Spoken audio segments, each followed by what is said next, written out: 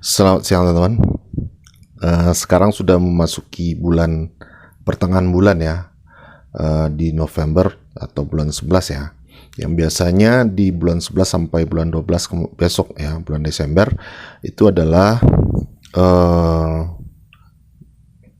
waktu window dressing ya. Yang biasa teman-teman dengar, mungkin saja teman sudah sering dengar ya tentang window dressing. Jadi window dressing itu adalah istilah yang digunakan investor ataupun manajer investasi ya untuk memoles kinerja akhir tahun mereka ya, dengan mempercantik laporan keuangannya supaya menarik para investor untuk masuk ke emiten tersebut. Jadi kata kuncinya di sini adalah mempercantik laporan keuangan ya. Bagaimana cara mereka mempercantik laporan keuangan ya? Sebelumnya kita sudah bahas juga tentang window dressing ini, tapi sudah beberapa waktu yang lalu ya. Saya ingin mengingatkan lagi, mungkin teman-teman akan mencari saham-saham apa yang bagus kita beli di saat window dressing ini ya, di bulan Desember nanti ya. Mungkin dari sekarang teman-teman sudah mulai bisa untuk memantau saham-saham yang bagus ya. Nah, bagaimana cara mereka mempercantik laporan keuangannya itu ya?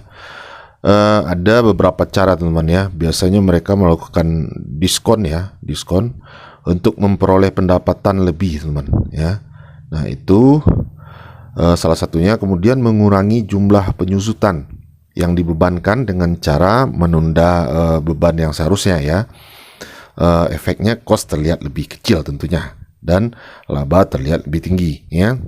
Kemudian mereka bisa juga menunda pembayaran tagihan ya, sehingga pengeluaran jadi berkurang. Jadi pembayaran tagihan yang harusnya mereka bayarkan di akhir tahun misalnya, mereka tunda sampai setelah laporan keuangannya dibuat. Jadi seperti itu teman. Kemudian menunda pembagian keuntungan juga pada pemegang saham atau nasabahnya ya, sehingga tentu saja labanya terlihat lebih besar juga ya, karena tidak dibagikan keuntungan ke pemegang sahamnya. Nah, kemudian juga menampilkan piutang tak tertagih yang rendah ya, dan sebagainya. Banyak sekali teman. Jadi bagaimana sih cara kita mengetahui mana perusahaan itu sebenarnya memang laporannya itu bagus ya, mana yang dibagus-baguskan atau dipercantik seperti yang kita bahas tadi ya. Nah teman-teman, di sini kita bisa saja dengan gampang sebenarnya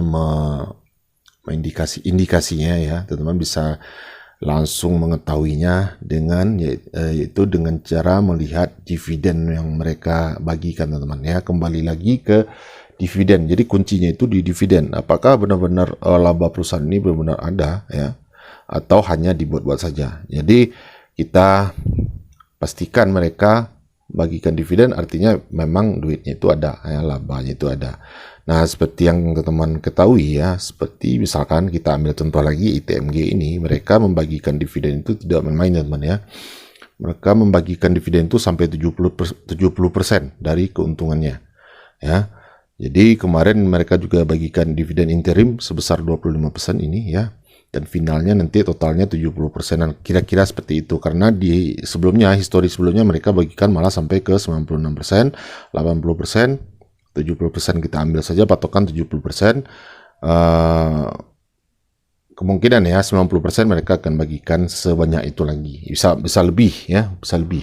Kemudian di sini kita juga bisa lihat contoh saham lain, misalkan teman-teman bisa melihat TKIM ini atau Ciwi Kimia ya.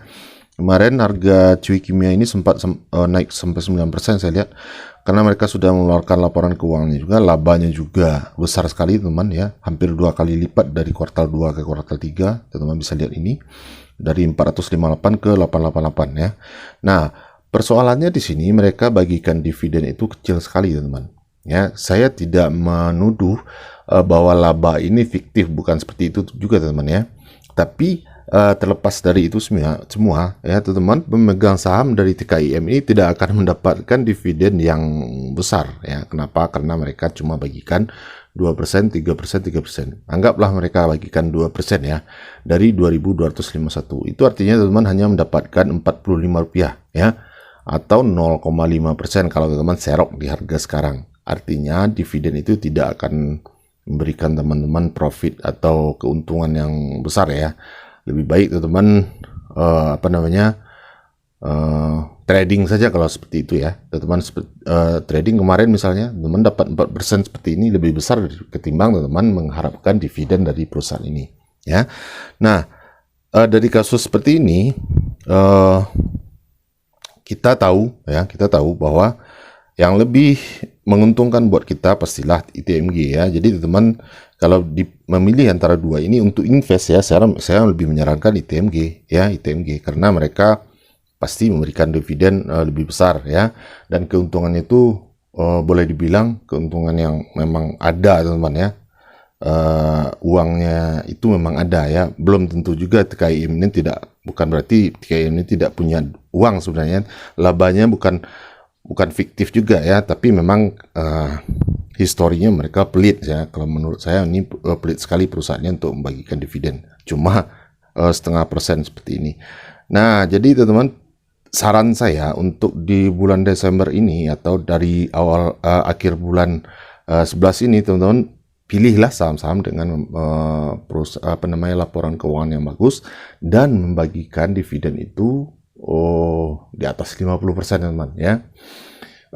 Kalau teman-teman tidak punya waktu untuk mencari saham-saham itu ya, emiten-emiten yang membagikan dividen atau dengan laporan keuangan yang bagus dengan fundamental yang bagus, teman-teman bergabung saja di grup gabung atau fitur gabung kita. Nanti kita akan bahas di sana saham-saham yang membagikan dividen besar, labanya besar, kemudian fundamentalnya bagus juga. Mungkin itu akan membantu teman-teman ya. Ya, tapi kalau teman-teman punya waktu untuk analisa sendiri, saya menyarankan analisa sendiri saja, itu akan lebih baik ya. Jadi teman-teman akan lebih yakin dengan analisa sendiri. Oke, demikian saja informasi atau info singkat dari saya. Semoga teman-teman semuanya happy di akhir pekan ini. Selamat siang.